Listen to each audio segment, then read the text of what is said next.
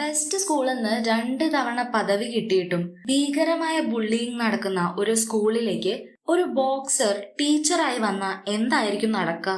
നമ്മുടെ കഥ തുടങ്ങുന്നത് കൊറിയയിലെ ഒരു ഹൈസ്കൂൾ കാണിച്ചുകൊണ്ടാണ്. ഈ കാറിൽ വന്നിറങ്ങുന്നതാണ് ഹാൻ സുകാങ്. അവനും അവന്റെ കൂട്ടുകാരും കൂടിയിട്ട് പാവപ്പെട്ട കുട്ടികളെ എല്ലാം ബുള്ളി ചെയ്തുകൊണ്ടിരുന്നു. സുകാങ്ങിന്റെ ഫാമിലി വളരെയധികം റിച്ച് ആയതുകൊണ്ട് അവർക്കെതിരെ നിൽക്കാനുള്ള ധൈര്യമില്ലാത്തതുകൊണ്ട് അവിടുത്തെ സ്കൂൾ അതോറിറ്റീസ് വരെ ഇവരുടെ തോന്നിയവാസത്തിനു മുന്നിൽ കണ്ണടച്ചിരുന്നു.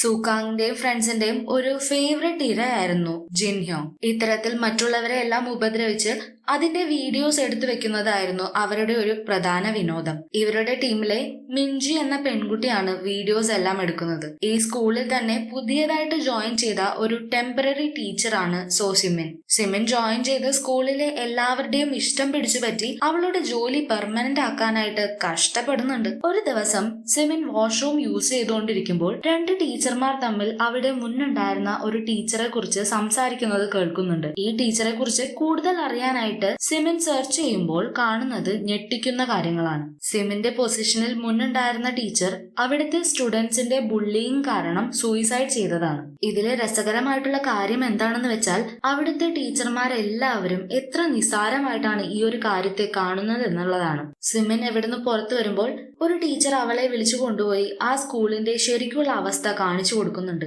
ടീച്ചർ അവൾക്ക് സുകാങ്ങും അവന്റെ ഫ്രണ്ട്സും കൂടിയിട്ട് വഴിയോരത്തിരുന്ന് കിംബാബ് വിറ്റുകൊണ്ടിരുന്ന ഒരു അമ്മൂമ്മയെ ഉപദ്രവിക്കുന്ന വീഡിയോ കാണിച്ചു കൊടുക്കുന്നുണ്ട്.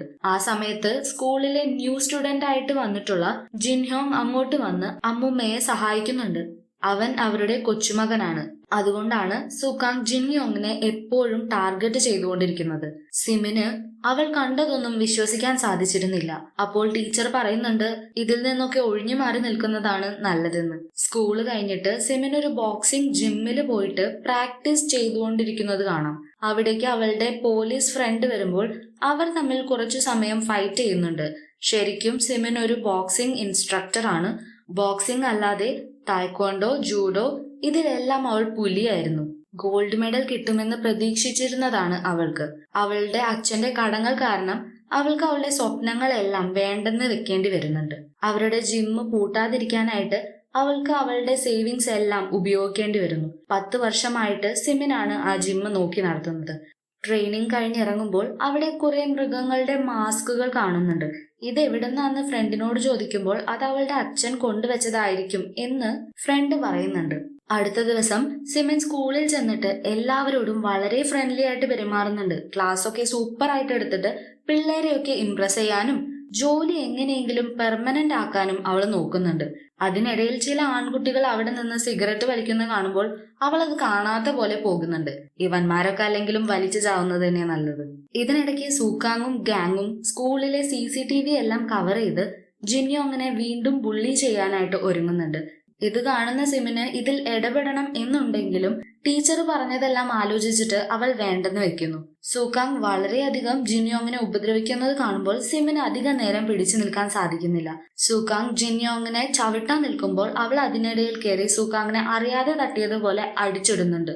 എന്നിട്ട് ജിൻഹ്യോങ്ങിനോട് ക്ലാസ്സിൽ പോകാൻ പറഞ്ഞിട്ട് ഇതൊന്നും കാണാത്ത പോലെ സിമിൻ തിരിച്ചു പോകുന്നുണ്ട്.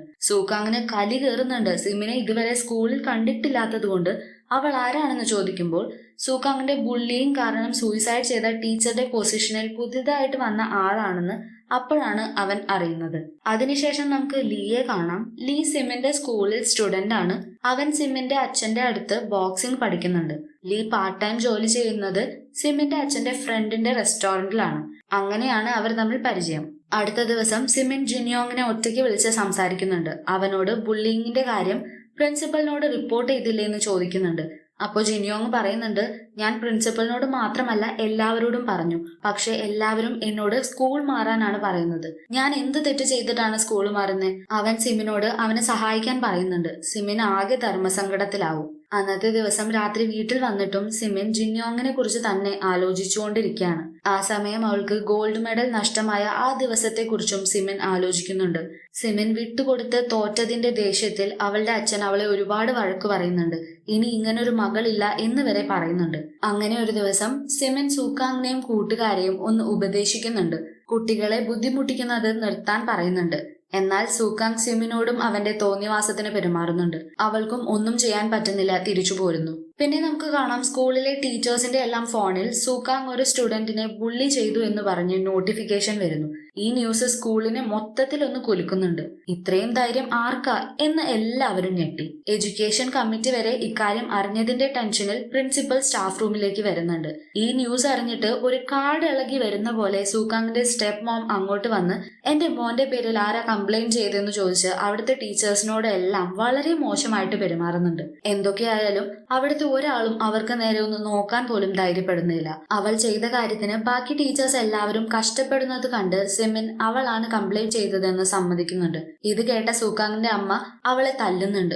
അവരുടെ പണത്തിനും പവറിനും മുന്നിൽ അവൾക്കൊന്നും ചെയ്യാൻ പറ്റില്ലെന്ന് ഉറപ്പുള്ളതുകൊണ്ട് സിമിനും പഞ്ചപുച്ഛമടക്കി മിണ്ടാതെ നിൽക്കുന്നുണ്ട്. ഇതിനുശേഷം സൂക്കാങ് പ്രിൻസിപ്പലിനെ കണ്ട് ഇനി സിമിനെ എന്ത് ചെയ്യാനാ പ്ലാൻ എന്ന് ചോദിക്കുന്നുണ്ട്. അവളെ സ്കൂളിൽ നിന്ന് പറഞ്ഞു വിടുമെന്ന് കേൾക്കുമ്പോൾ അവൻ ദേഷ്യം വന്ന് പ്രിൻസിപ്പലിനെ തന്നെ ചവിട്ടുന്നുണ്ട്.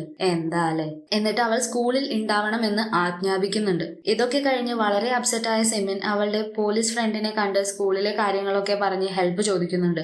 എന്നാൽ വ്യക്തമായ തെളിവൊന്നുമില്ലാതെ സൂക്കാങ്ങിനെ അവർക്കൊന്നും ചെയ്യാൻ സാധിക്കില്ല. ചിലപ്പോ ഈ വിഷയം അവർക്ക് നേരെ തിരിയാനും സാധ്യതയുണ്ടെന്ന് അവൻ സിമിനോട് പറയുന്നുണ്ട്.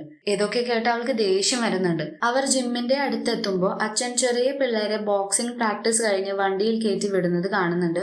സിമിനെ കാണുമ്പോൾ അച്ഛൻ സംസാരിക്കാൻ ശ്രമിക്കുന്നുണ്ടെങ്കിലും അവൾ കേൾക്കാൻ നിൽക്കുന്നില്ല. കുറച്ചു സമയത്തിന് ശേഷം സിമിൻ ഒരു കൺവീനിയൻസ് സ്റ്റോറിൽ വന്നിരിക്കുന്നുണ്ട്. അപ്പോ സൂക്കാങ്ങും ഗാങ്ങും വന്ന് സിമിനെ ഇറിറ്റേറ്റ് ചെയ്യാൻ തുടങ്ങുന്നുണ്ട്. അവളെ കേറി പിടിക്കുന്നൊക്കെ ഉണ്ട് സൂക്കാങ്. പക്ഷേ സിമിൻ അവളെ സ്വയം കൺട്രോൾ ചെയ്ത് പ്രതികരിക്കാതെ അവിടെ നിന്ന് ഇറങ്ങി പോരുന്നുണ്ട്. പോണ വഴിക്ക് സിമിൻ അറിയാതെ ഒരു അലവലാതിയുടെ മേല് തട്ടുന്നുണ്ട്. അവൾ സോറി പറഞ്ഞ് അവിടുന്ന് പോകാൻ നിൽക്കുമ്പോൾ അയാൾ അവളുടെ തലയ്ക്ക് അടിക്കുന്നുണ്ട്. എല്ലാം കൊണ്ട് ഭ്രാന്ത് കയറി ഇരിക്കാണല്ലോ നമ്മുടെ ആൾക്ക്. അവൾ ഒറ്റ കിക്ക് ദേ കെടുക്കണു, വെട്ടിയിട്ട പാഴ്ത്തണ്ട് പോലെ നമ്മുടെ വഴിപോക്കൻ. എന്നിട്ട് അവിടെ നിന്ന് ഒരു മാസ് പോക്ക് പോവും നമ്മുടെ സിമിൻ. ഇവിടെയാണെങ്കിൽ സൂക്കാങ്ങും കൂട്ടുകാരും ബാസ്കറ്റ് ബോൾ കളിച്ചുകൊണ്ടിരിക്കുമ്പോൾ ഓപ്പോസിറ്റ് ടീമായിട്ട് പൊരിഞ്ഞ അടിയാവുന്നുണ്ട്. ഈ അവസരം നോക്കി സിമിൻ മാറി കാത്തു നിൽക്കുന്നുണ്ടായിരുന്നു. അവൾ ജിമ്മിൽ നിന്ന് കിട്ടിയ കാറ്റ് മാസ്ക് ഇട്ട് ഈ ഫൈറ്റിന്റെ ഇടയിൽ കയറി സുക്കാങ്ങിനെയും ഗാങ്ങിനെയും ഇടിച്ച് പഞ്ചറാക്കുന്നുണ്ട്. ഇവിടെ ആരുടെയോ ഫ്രൈഡ് ചിക്കൻ ഓർഡർ കിട്ടി വന്ന ലീയും ഈ അടി കണ്ട് പേടിച്ച് ഒളിഞ്ഞു നിന്ന് എല്ലാം കാണുന്നുണ്ടായിരുന്നു. സിമിൻ അവരെ അടിച്ച് ഒരു വഴിയാക്കുമ്പോൾ അങ്ങോട്ട് പോലീസ് വരുന്നുണ്ട്. അപ്പൊ എല്ലാവരും അവിടുന്ന് ഓടിപ്പോയി അടി അവിടെ തീരുന്നു. അടുത്ത ദിവസം സിമിന്റെ മുഖത്തെ പ്രകാശം ഒന്ന് കാണേണ്ടത് തന്നെയാണ്. സുക്കാങ്ങിനെയും ബാക്കിയുള്ളവറ്റങ്ങളെയെല്ലാം ഒരു പാഠം പഠിപ്പിച്ചതിന്റെ സന്തോഷത്തിലാണ് സിമിൻ. സൂക്കാങ്ങിന് അടി കിട്ടുന്ന വീഡിയോ സ്കൂൾ മൊത്തം വൈറലായിട്ടുണ്ട്. എല്ലാവരും കാറ്റ്മാനെ ഒരു ഹീറോ ആയിട്ടാണ് കാണുന്നത്. ആരൊക്കെയോ സൂക്കാങ്ങിന്റെ സീറ്റിൽ കാറ്റ് മാസ്കിന്റെ പടമൊക്കെ വരച്ച് ടീസ് ചെയ്യുന്നുണ്ട്. ഇതൊക്കെ കണ്ട് കലി കയറുന്ന സൂക്കാങ് ടീച്ചറിന്റെ മുന്നിൽ വെച്ച് തന്നെ ആ ടേബിൾ എടുത്ത് എറിഞ്ഞ് ക്ലാസ്സിൽ നിന്ന് ഇറങ്ങി പോകുന്നുണ്ട്. പോകുന്ന വഴി സൂക്കാങ് വളരെ വേഗത്തിൽ കാർ ഓടിച്ച് ആ ദേഷ്യം തീർക്കുന്നുണ്ട്. പേടിച്ചിരിക്കുന്ന അവന്റെ ഫ്രണ്ട്സിൽ ഒരാൾ അവന്റെ ദേഷ്യം തീർക്കാൻ ജിൻയോങ് ഉണ്ടല്ലോ എന്ന് ഓർമ്മിപ്പിക്കുന്നുണ്ട്. ഇത് കേൾക്കുമ്പോൾ സൂക്കാങ്ങിനും സന്തോഷമാവുന്നുണ്ട്. ഇപ്പോ സിമിൻ വളരെ ഹാപ്പിയാണ്. ജിമ്മിൽ അവൾ മാസ്ക് ഒക്കെ വെച്ച് എൻജോയ് ചെയ്തുകൊണ്ടിരിക്കുമ്പോൾ അങ്ങോട്ട് പോലീസ് ഫ്രണ്ട് വന്നിട്ട് അവളോട് ഇതൊക്കെ വലിയ പ്രശ്നമാവും, എന്തായാലും എന്നെങ്കിലും പിടിക്കപ്പെടും, നമുക്കിതൊന്നും വേണ്ടെന്നൊക്കെ സിമിനെ പറഞ്ഞ് മനസ്സിലാക്കുന്നുണ്ട്. ഇത് കേട്ട് സിമിൻ ആ മാസ്ക് കത്തിച്ച് കളയാൻ ഒരുങ്ങുന്നുണ്ട്. സുക്കാങ്ങിന്റെ സൈഡിലാവട്ടെ അവൻ ജിൻയോങ്ങിനെ ടോർച്ചർ ചെയ്തൊരു ഗെയിം കളിക്കാണ്. ഒരു ഗ്യാപ്പ് കിട്ടുമ്പോൾ ജിൻയോങ് അവിടെ നിന്ന് ഓടി രക്ഷപ്പെട്ട് ലീ വർക്ക് ചെയ്യുന്ന റെസ്റ്റോറന്റിൽ എത്തുന്നുണ്ട്. ലീയുടെ ബോസ് ജിൻയോങ്ങിനെ ഹെൽപ്പ് ചെയ്യുന്നുണ്ട്. കാറ്റ് മാസ്കിന് പിന്നിൽ സിമിനാണെന്ന് അറിയാവുന്ന ലീ അവളെ പോയി കണ്ട് ജിൻയോങ്ങിന്റെ അവസ്ഥ പറഞ്ഞ് ഹെൽപ്പ് ചോദിക്കുന്നുണ്ട്. മുൻപ് ബാസ്കറ്റ്ബോൾ ഗ്രൗണ്ടിൽ പോലീസിനെ വിളിച്ചതും അവനാണെന്ന് ലീ പറയുന്നുണ്ട്. ഇതൊക്കെ കേട്ട് സിമിൻ സുക്കാങ്ങിനെയും ഗ്യാങ്ങിനെയും പോയി വീണ്ടും തല്ലുന്നുണ്ട്. എന്നാൽ ഈ സമയത്ത് എല്ലാം കൊണ്ടും സഹികെട്ട ജിൻയോങ് കിട്ടിയൊരു കത്തിയെടുത്ത് സുക്കാങ്ങിന് നേരെ വരുന്നുണ്ട്. സിമിൻ ഇത് കണ്ട് തടയുന്നത് കൊണ്ട് സുക്കാങ്ങിന് കുത്തേൽക്കുന്നില്ല, മറിച്ച് സിമിന്റെ കയ്യിൽ വെട്ട് കിട്ടുന്നുണ്ട്. സിമിനെ ഹോസ്പിറ്റലിൽ അഡ്മിറ്റ് ചെയ്ത് വഴക്ക് പറയുന്നുണ്ട് അച്ഛൻ. ആ സമയത്ത് കാറ്റ് മാസ്ക് കാണുന്ന അച്ഛൻ അതെടുത്ത് സിമിന് വേണ്ടി റിവെഞ്ച് എടുക്കാൻ പോയി വീണ്ടും അടിപിടി ഉണ്ടാക്കുന്നുണ്ട്. ഹോസ്പിറ്റലിൽ ഉണ്ടായിരുന്ന സിമിൻ എണീറ്റ് കുഴപ്പമൊന്നുമില്ല എന്ന് പറഞ്ഞ് പുറത്തേക്ക് വരുമ്പോൾ അച്ഛൻ സുക്കാങ്ങിന്റെ അടി കിട്ടി ഹോസ്പിറ്റലിൽ വന്ന് കിടക്കുന്നത് കാണുന്നുണ്ട്. അച്ഛന്റെ കിടപ്പും കൂടെ കാണുമ്പോൾ സുക്കാങ്ങിനെ ഇങ്ങനെ വിട്ടാൽ ശരിയാവില്ല എന്ന് ഉറപ്പിക്കുന്നുണ്ട് സിമിൻ.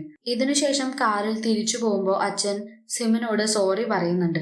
വർഷങ്ങൾക്ക് മുൻപ് ബോക്സിംഗ് മാച്ചിന് സിമിൻ ഇറങ്ങുമ്പോൾ ഒരാൾ സിമിന് ഒരുപാട് പണം ഓഫർ ചെയ്ത് ഗെയിം തോൽക്കാൻ പറയുന്നുണ്ട്. ആ പണം ഉണ്ടെങ്കിൽ അച്ഛന്റെ കടങ്ങളെല്ലാം വീട്ടാമെന്ന് അറിയാവുന്ന സിമിൻ ആ കളി തോറ്റു കൊടുക്കുന്നു. ഒപ്പോണന്റ് സിമിനെ നോക്കൌട്ട് ചെയ്ത് ഗെയിം ജയിക്കുന്നു. അന്ന് സിമിനെ അച്ഛൻ ഒരുപാട് വഴക്ക് പറഞ്ഞെങ്കിലും അവൾ തോക്കാനുള്ള കാരണം അച്ഛൻ അറിയാമായിരുന്നു.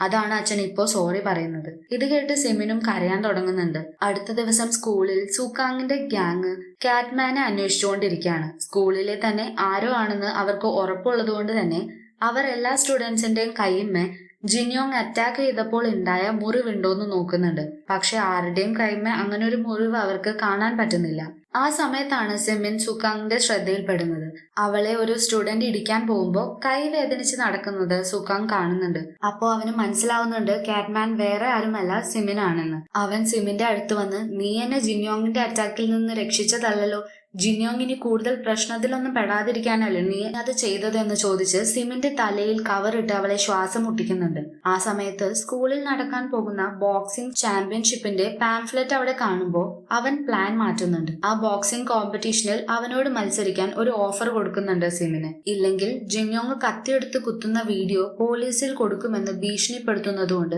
അവൾക്ക് വേറെ വഴിയില്ല. ജിൻയോങ് ആണെങ്കിൽ ജീവിതം തന്നെ മടുത്ത് ആത്മഹത്യ ചെയ്യാൻ സ്കൂൾ ബിൽഡിങ്ങിന്റെ മുകളിൽ കയറി നിൽക്കുന്നുണ്ട്.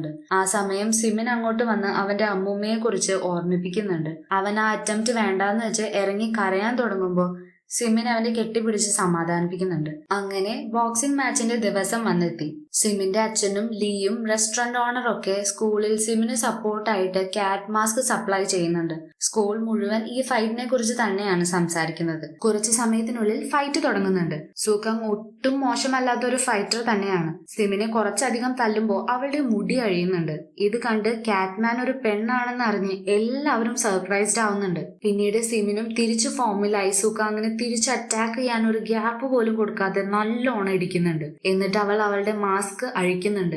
കാറ്റ്മാൻ സിമിനാണെന്ന് അറിഞ്ഞ് സ്കൂൾ മുഴുവൻ ഞെട്ടിത്തെറിച്ചു നിൽക്കും. അതിനുശേഷം സിമിന്റെ ചാടി പറന്നൊരു കിക്കുണ്ട്.